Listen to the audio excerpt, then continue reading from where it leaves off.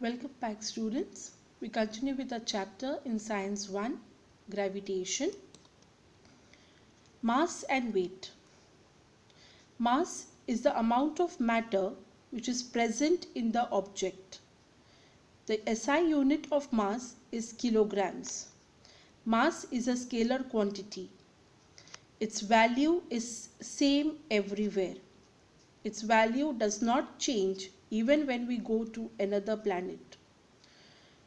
It is a measure of the inertia of an object. Higher the mass, higher is the inertia.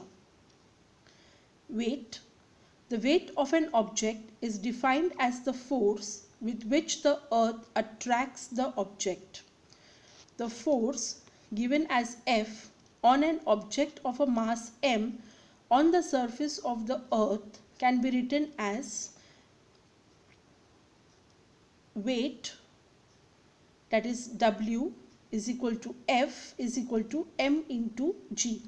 We know the formula for force. Force is equal to mass into acceleration. Here the acceleration is due to gravity and therefore we write it as g. So we have F is equal to m into g, and we have already derived the value of g. The formula is g is equal to gm upon r square, where m is the mass of the earth and r is the radius of the earth. Weight being a force, its SI unit is Newton and it is a vector quantity, and the direction is always towards the center of the earth.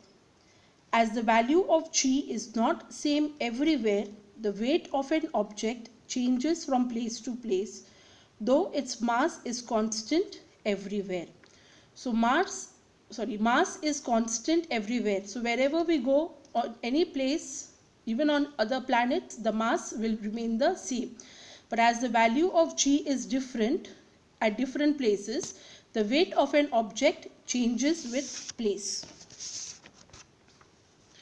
Free fall. The force of gravity due to the earth acts on each and every object.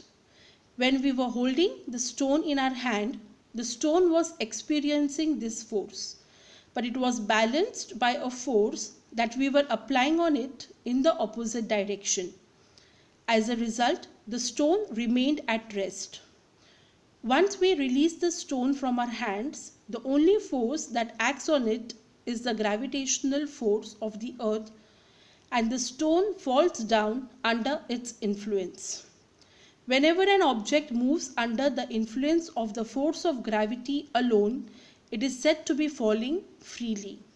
Okay, so whenever gravitational force is the only force which is acting on an object, we say that the object is in free fall. So when an object is in free fall, the only force which is acting on the object is the gravitational force.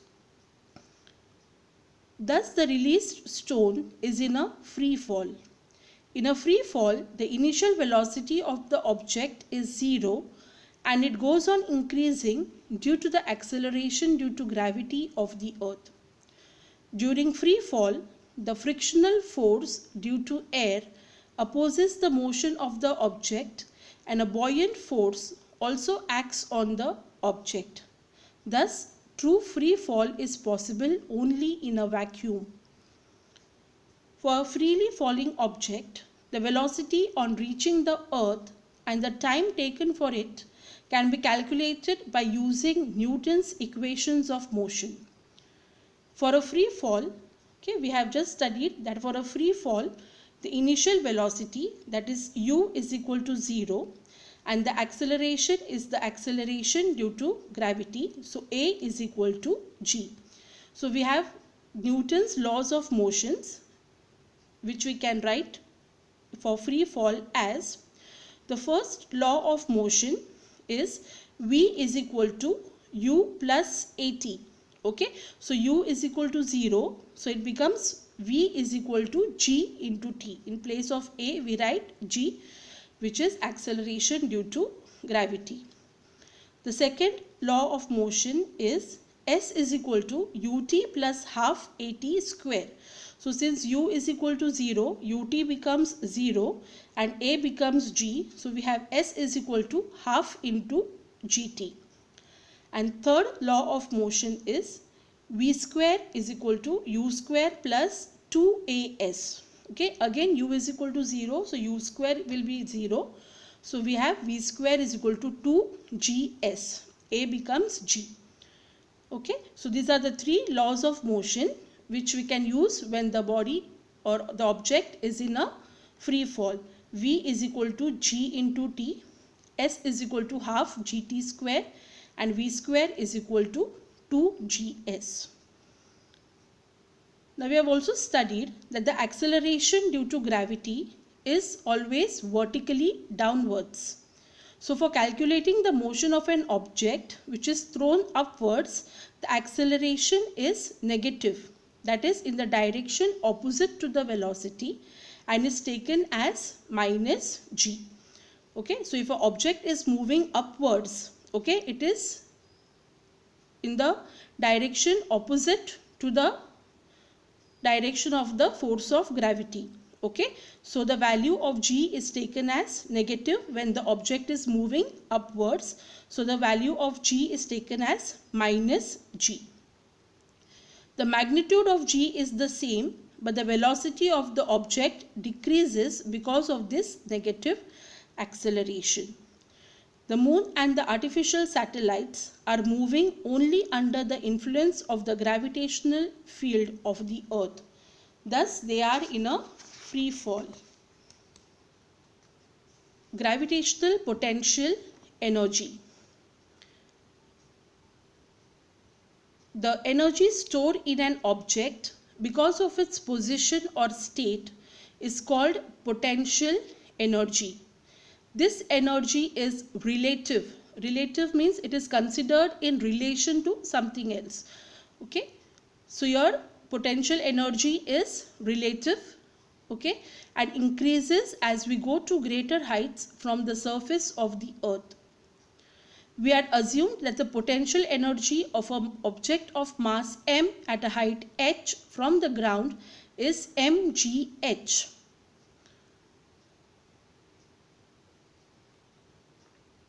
And on the ground it is 0. When h is small compared to the radius r of the earth, we can assume g to be constant and we can use the formula mgh. But if the value of h is large, the value of g decreases with increase in h.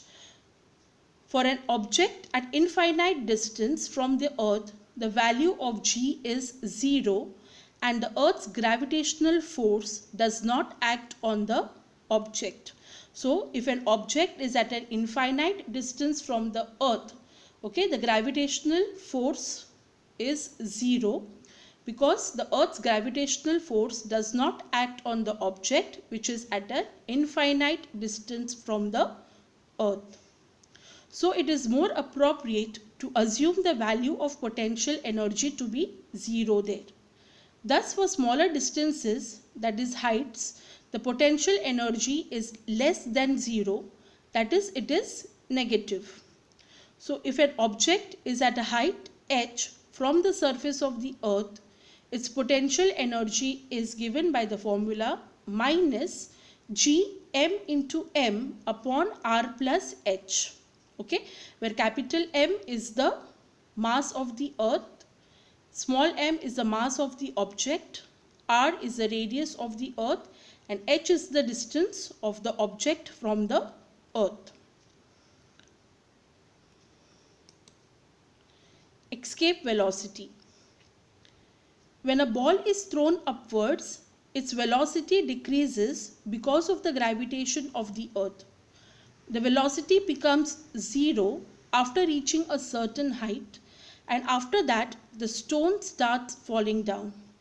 The maximum height depends on its initial velocity.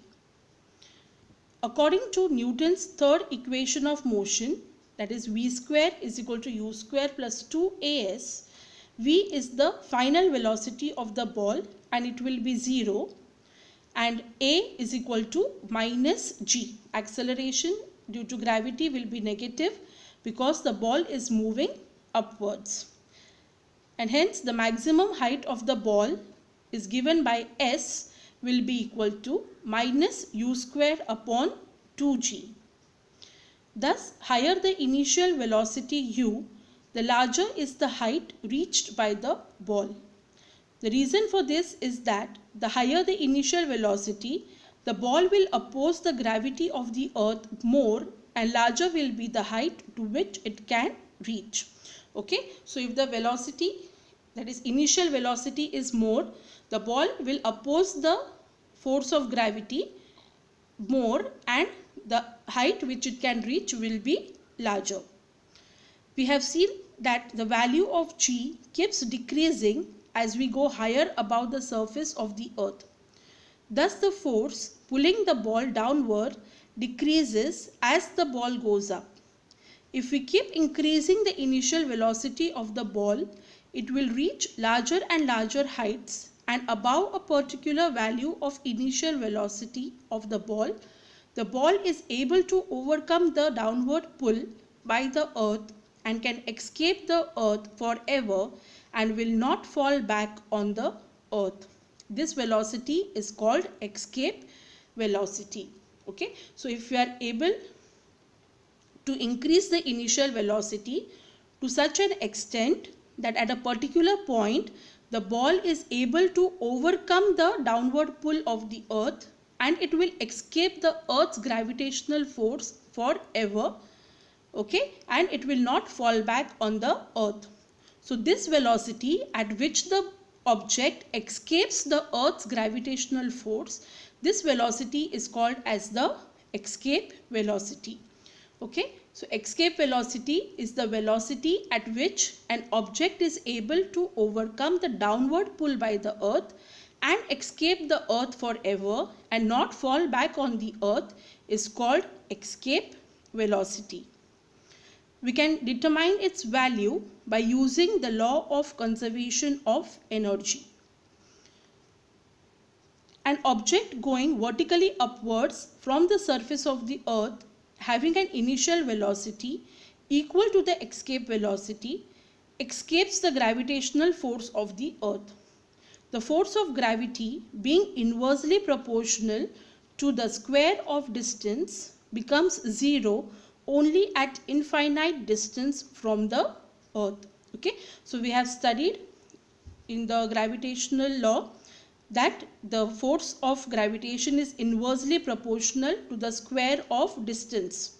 Okay, so it will become zero only when the distance is infinite. Okay, so this means that for the object to be free from the gravity of the earth, it has to reach infinite distance from the earth. That is, the object will come to rest at an infinite distance and will stay there. Okay, so for an object of mass m on the surface of earth, the kinetic energy is given by the formula half mv square. Now here we have to calculate the escape velocity. So kinetic energy is equal to half mv square, which is the escape velocity. And potential energy is given by the formula minus gmm upon r.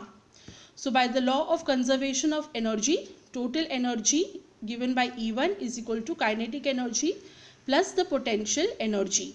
So that is equal to half mv square plus minus of gmm upon r, that is half mv square will escape minus gmm upon r. This is on the surface of the earth, the total energy. Now at the infinite distance from earth, the object comes to rest only at the infinite distance. So we calculate what is the energy there. So at an infinite distance, the object comes to rest. So its kinetic energy will be zero, because kinetic energy is the energy which the object has because of its motion. So if the object is at rest, its kinetic energy will be zero. Potential energy will be minus gmm upon r, but it is infinite distance, so r is infinite, and anything that is divided by infinity will be 0. Okay, so potential energy also is 0. So total energy will be kinetic energy plus potential energy, so E2 is equal to 0. So by the principle of conservation of energy, the total energy is always conserved and it is constant. So we will have E1 is equal to E2.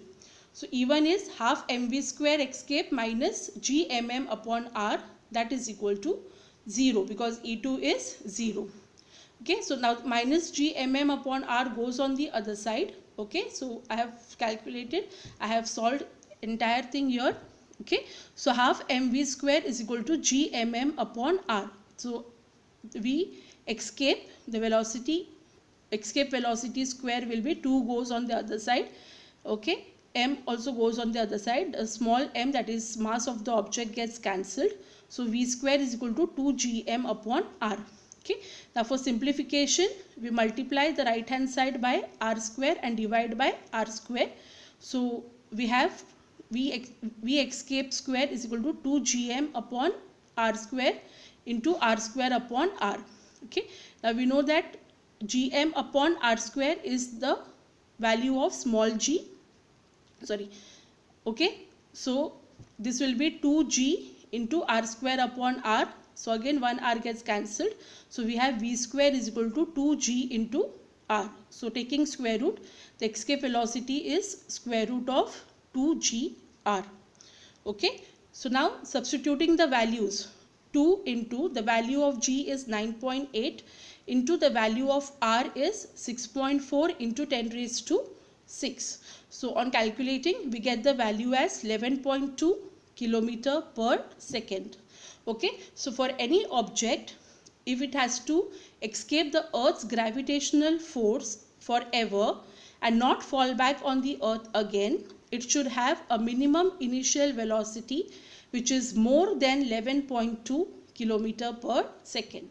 Okay, so only if an object has an initial velocity more than 11.2 kilometer per second, only then it can escape the earth's gravitational force. Okay, the spacecrafts which are sent to the moon or other planets have to have their initial velocity larger than the escape velocity so that they can overcome earth's gravitational attraction and can travel to these objects. Okay, so here we come to the end of the lesson. Okay, please read the lesson thoroughly, learn all the definitions and the question answers. Okay, we'll continue with this lesson. In the next video we will solve the word problems from the exercises. Okay, thank you.